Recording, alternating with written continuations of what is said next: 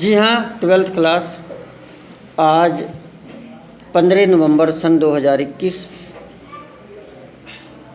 है और हम पढ़ेंगे प्रपोजिशंस। कुछ ऐसे प्रपोजिशंस जो फिक्स होते हैं, मतलब जैसे अफ्रेड ऑफ, तो अफ्रेड के साथ ऑफ आता ही आता है, हम उन्हें अलग नहीं कर सकते। तो वो उसके साथ जैसे बोलते हैं ना कि किसी के साथ किसी का जोड़ बना हुआ होता है, आप उससे अलग कर ही नहीं सकते। अगर वो अलग करोगे तो वो अटपटा सा हो जाएगा। ऐसे कुछ प्रपोजिशंस हम यहाँ पर पढ़ेंगे। कई बार आप देखेंगे कि कोई दो सहेलियाँ हैं वो साथ ही रहती हैं, दो मित्र हैं वो साथ ही रहते हैं, उनकी जोड़ी कई बार मशहूर होती है कि ये साथ ही साथ पाए जाते हैं। कई बार शादी ब्याह में देखना कि वो सर जी आए हैं तो वो भी साथ में ही मिलेंगे। तो इस तरह से प्रपोजिशंस में भी ऐसा ही होता है। तो फिक्स्ड इन्हें बोला गया है, वो फिक्स है उनके साथ। प्रपोजिशन मैं आपको एक एक करके समझाऊंगा और उनका हिंदी अनुवाद बताऊंगा। पहला है अफ्रेड ऑफ। अफ्रेड ऑफ मतलब अफ्रेड के साथ ऑफ फिक्स है, जिसका अर्थ है किसी से डरना। उदाहरण दिया है, आप देखें कॉपी में। My wife is afraid of rats. मेरी पत्नी चूहों से डरती है। माई वाइफ मेरी पत्नी इज अफ्रेड ऑफ। अब ऑफ का अगर आप ध्यान देखें तो से का तो फ्रॉम होता है, फ्रॉम मतलब से। तो आप से को देख के फ्रॉम नहीं लगा सकते, ऑफ फिक्स है। My wife is afraid of rats, मेरी पत्नी चूहों से डरती है। अग्री विद फिक्स है, अग्री के साथ विद फिक्स होता है। कई बार मैं वाक्य बोलता हूँ, आई अग्री विद यू, मैं आपके साथ सहमत हूँ। तो देखिए, जिसकी डेफिनेशन है व्यक्ति से सहमत होना। किसी से सहमत होते हैं हम तो अग्री विद बोल देते हैं। जैसे I believe you agree with me, मैं यह मानता हूँ, मैं ये विश्वास करता हूँ कि आप मुझसे सहमत हैं। आई बिलीव मुझे विश्वास है, यू अग्री विद मी। तो अगर आप अग्री आ जाए तो आपको अग्री मतलब एग्री नहीं है। मैं बता दूँ, कई लोग इसे एग्री बोलते हैं, but it is not agree, it is जो सही इसको उच्चारण है वो है अग्री। तो अब ये ध्यान देंगे, अग्री यानी कि सहमत होना, विद मी आई बिलीव मैं मानता हूँ, यू अग्री विद मी आप मुझसे भी सहमत हैं। कई बार अपन बात रखते हैं, प्रस्ताव रखते हैं और कहते हैं मैं मानता हूँ कि सारे स्टाफ वाले इससे सहमत होंगे, तो agree with me.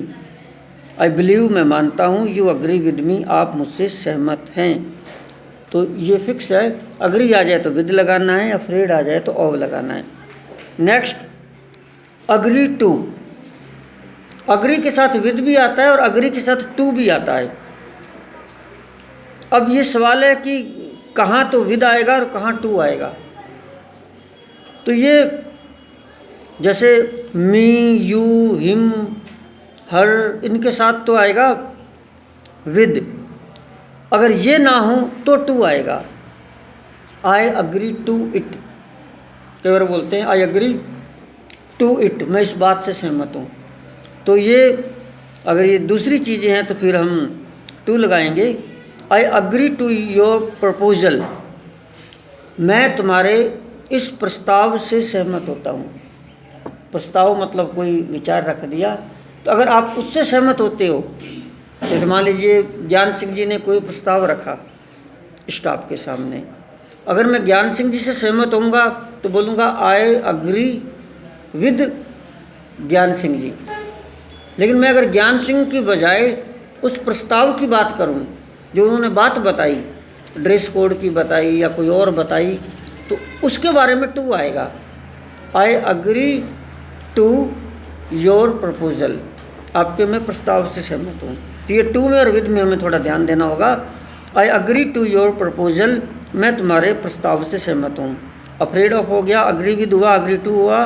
M eight निशाना, लक्ष्य। तो एम के साथ एट फिक्स होता है, कोई लक्ष्य है। ही ऑलवेज एम्स, एम यहाँ वर्ब के रूप में यूज किया गया है। ही ऑलवेज एम्स, वह हमेशा निशाना लगाता है, एट, फिक्स निशाना, गेटिंग बेनिफिट, उसका लक्ष्य हमेशा लाभ प्राप्त करना है।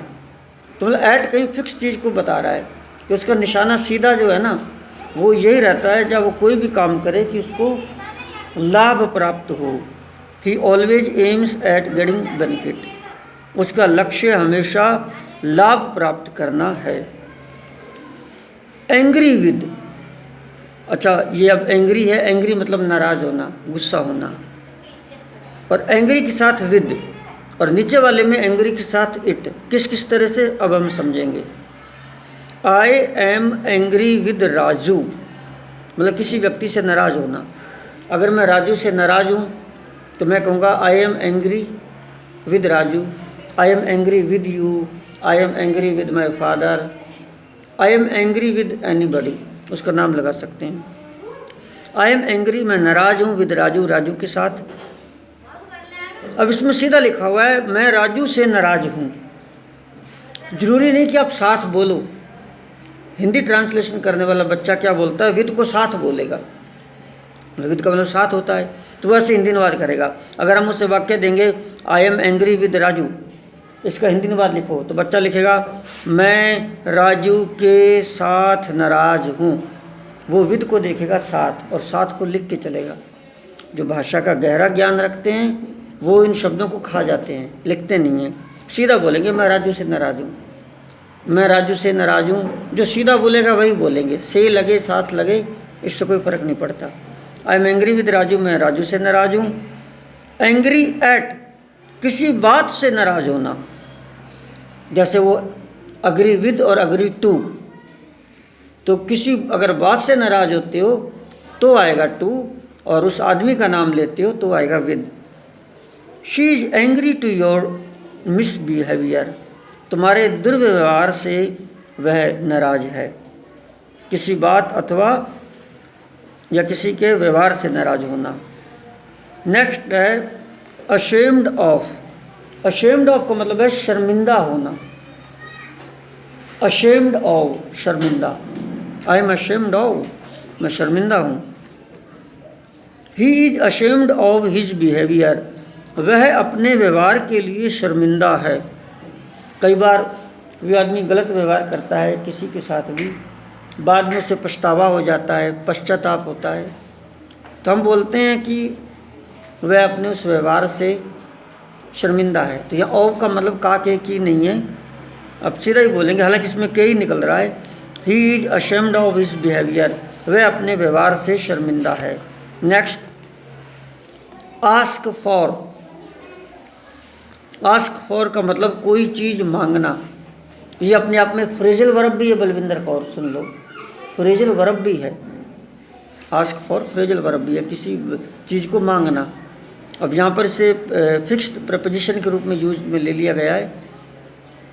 लगभग मिल सी जाएंगी, यहाँ पर आप जज नहीं कर पाओगे कि ये फ्रेजल वर्ब है या फिक्स्ड प्रपोजिशन है, क्योंकि फ्रेजल वर्ब्स क्या हैं, मेन वर्ब के साथ किसी प्रपोजिशन को जोड़ दें तो वो फ्रेजल वर्ब बन जाती है। तो जो वर्ब के साथ कोई अगर प्रपोजिशन जुड़ेगी तो वो फ्रेजल वर्ब का ही रूप है। आस्क फॉर यानी कि कोई मांगना किसी वस्तु को। She asked for my help, उसने मेरी सहायता मांगी। शी आस्क्ड फॉर, उसने कहा, किसके लिए कहा, फॉर माई हेल्प, मेरी सहायता के लिए उसने कहा या उसने मुझसे मेरी सहायता मांगी। आस्क फॉर फिक्स है, आस्क आते ही आपको फॉर लगा देना है, ज़्यादा आपको गहराई में जाना नहीं है। एट दिस मोमेंट, इसी समय, इसी क्षण, फिक्स है। कई बार हम बोलते हैं मुझे ये काम अभी चाहिए, एट दिस मोमेंट, इसी क्षण। मतलब छोटी सी लाइन बिना वाक्य में प्रयोग किए हुए लोग सारा वाक्य हिंदी में बोल देते हैं, अंग्रेजी में सिर्फ इतना बोल देते हैं एट दिस मोमेंट, अभी अभी, हाँ अभी अभी, मुझे कैश चाहिए, नगद चाहिए, एट दिस मोमेंट, अभी इसी वक्त। क्या लिखा है इसमें, इसी समय, इसी क्षण। I need some money at this moment, मेरे को इसी समय कुछ पैसों की आवश्यकता है at this moment. Next, believe in, किसी पर विश्वास करना। बहुत अच्छी फ्रेजल वर्ब भी है, प्रपोजिशन फिक्स्ड भी है। बिलीव का मतलब है विश्वास करना। जैसे मैं कहूँ आई बिलीव यू, मैं आप पर विश्वास करता हूँ। अब यह है बिलीव इन, मतलब विश्वास का बहुत स्ट्रोंग है, ज़्यादा विश्वास करना। मैं आपके अंदर विश्वास करता हूँ। कई बार बोलते हैं आपके अंदर मुझे विश्वास है, कई बार वैसे बोल देते हैं मुझे आप पर विश्वास है, कई बार अपन बोल देते हैं आपके अंदर मुझे विश्वास है। तो बिलीव इन फ्रेजल वर्ब भी है और फिक्स्ड प्रपोजिशन भी है। उदाहरण देखें, I do not believe in Raju. Raju में मैं बिल्कुल भी विश्वास नहीं करता, बिल्कुल नहीं करता। ऐसा स्ट्रोंग बताने के लिए, स्ट्रोंग विश्वास या स्ट्रोंग ना विश्वास बताने के लिए बिलीव इन का use. I do not believe in Raju, मैं राजू पर बिल्कुल भी विश्वास नहीं करता। बिवेयर ऑफ, सावधान रहना, बहुत ज़्यादा यूज किया जाता है। जेब कतरों से सावधान लिखा रहता है स्टेशंस पर। बिवेयर ऑफ पिक पॉकेट्स, चोरों से सावधान। बिवेयर ऑफ थीव्स, यानी कि बिवेयर के साथ ऑफ फिक्स है। छिपकलियों से सावधान। Beware of lizards,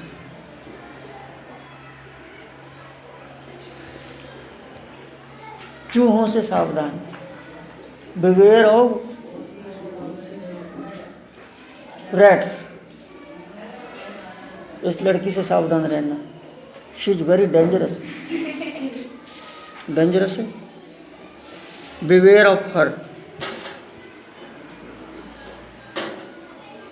beware of them, इनसे सावधान रहना। तो किसी के बारे में मजाक में भी बहुत ज़्यादा बोलते हैं, बिवेयर ऑफ हिम, उससे बच के रहना, सावधान रहना।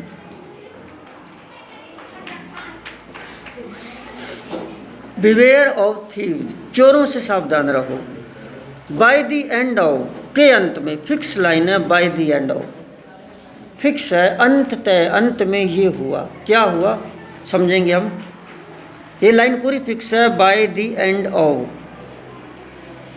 टेंस में पढ़ाते हैं हम, इस महीने के अंत तक मैं इस काम को कर लूँगा या कर चुका होऊंगा, उस टेंस में आता है ये।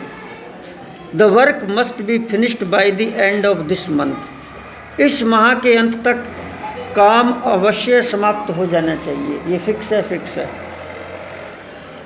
कॉन्ग्रेचुलेट ऑन, किसी बात पर बधाई देना। माई फादर कॉन्ग्रेचुलेटेड, मतलब सेकंड फॉर्म आ गई। मी, मेरे को, ऑन माई सक्सेस, मेरी सफलता पर मेरे पापा ने मुझको बधाई दी। केयर फॉर, किसी बात की परवाह करना।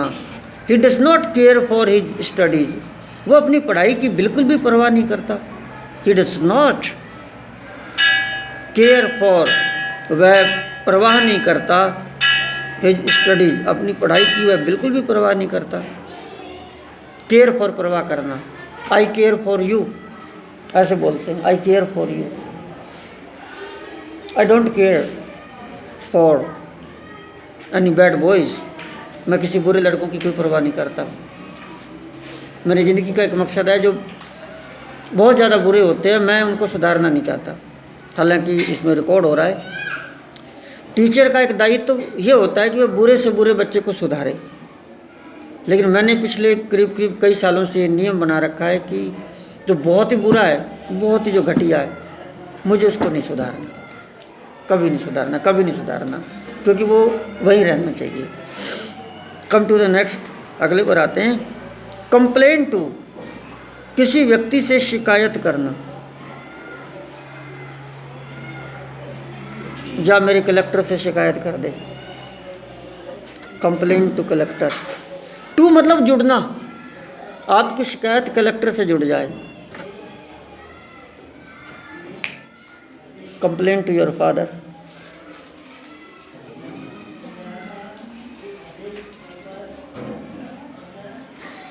Complain to your mother? I don't care. Complain to तो आसान है, मतलब कनेक्शन टू मतलब जुड़ना। जा ये अपनी शिकायत वहाँ उसको जोड़ दे, पहुँचा दे और ले आए जो वो लट ले आना है। आई डोंट केयर, मुझे कोई परवाह नहीं। She will complain to the head master, वह प्रधान अध्यापक से शिकायत करेगी, करने दो। कंप्लेन अगेंस्ट, किसी व्यक्ति के विरुद्ध शिकायत करना। टू तो जुड़ना, जैसे मम्मी से शिकायत, पापा से, प्रधान अध्यापक से, और अगेंस्ट मतलब खिलाफ। जैसे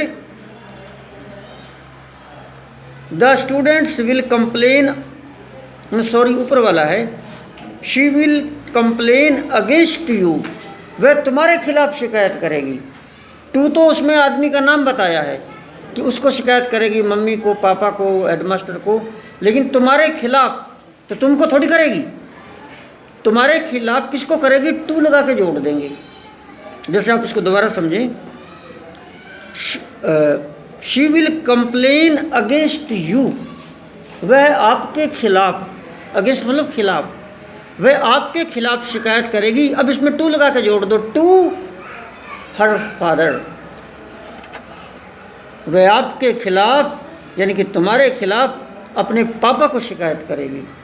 शी विल, इसको वाक्य को पूरा कर देता हूँ, she will complain against you to her father, वह तुम्हारे खिलाफ अपने पापा को शिकायत करेगी, बहुत बदमाशियाँ करते हो तुम। कंप्लेन अबाउट, ये तीनों कंप्लेन के हैं। अबाउट का मतलब बारे में, किसी बारे में शिकायत करना, जैसे पानी की समस्या के बारे में शिकायत करना, किसी भी विषय में हो सकती है। The students will complain about drinking water, विद्यार्थी पानी पीने की जो समस्या है उसके बारे में शिकायत करेंगे। मैं पढ़ा रहा हूँ जब तक सर आते नहीं हैं। क्रूल टू, निर्दयी होना किसी के प्रति, सो क्रूअल, निर्दयी। क्रूअल वो होता है जो निर्दयी होता है, दया नहीं आती जिसको। सो क्रूअल, सो क्रूअल्टी, इतनी निर्दयता, हो राम राम राम, काट दिया उसको, काट। ही